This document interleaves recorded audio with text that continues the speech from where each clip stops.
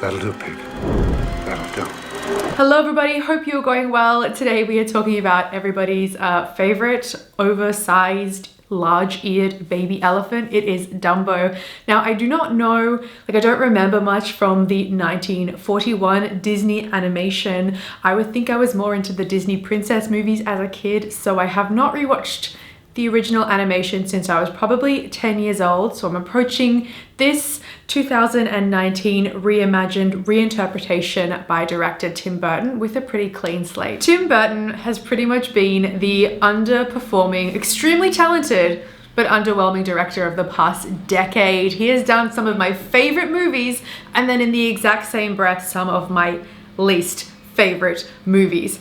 And his partnership with Johnny Depp over the years has definitely just soured in my mouth so badly. Alice in Wonderland and Charlie and the Chocolate Factory are like torture for me to watch. Now in this new live action remake of Dumbo, it's in a slightly different time era to the animation, where coming in right at the end of World War I and Captain Holt, played by Colin Farrell, is returning from war minus one arm to his two children who live at the circus, the Medici Brothers Circus, and his eldest girl Millie, played by Nico Parker, who's actually Tandy Newton's daughter in real life. And the star elephant attraction of the circus, Mrs. Jumbo, has a baby, and this baby has freakishly large, abnormally large ears, so gets nicknamed Dumbo, and the circus don't really know what to make of this freak looking sad little Dumbo elephant. As a family film targeted for children, I thought this was a pretty solid movie. It had some nice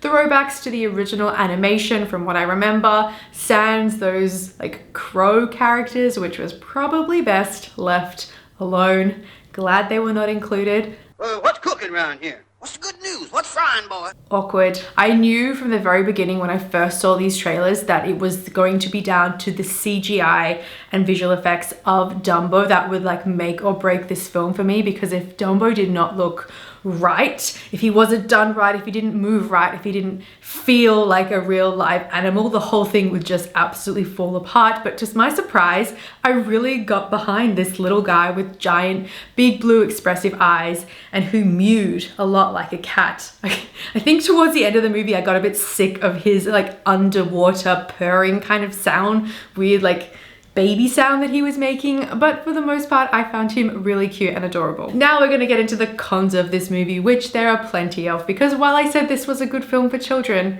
for me, I'm not a child.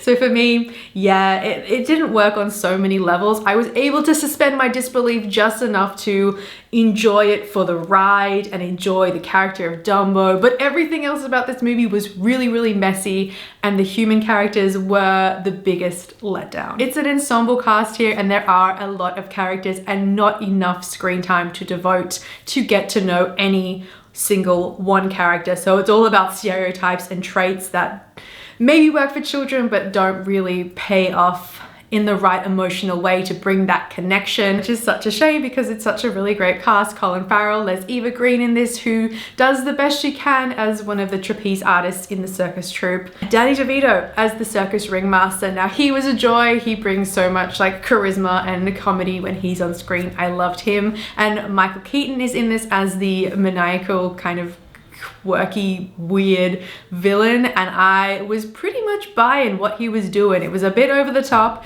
it was a bit left of field and out of the box, but I was into it. As for our main little girl, Millie, played by Nico Parker, I'm sorry, but I do not think she can act.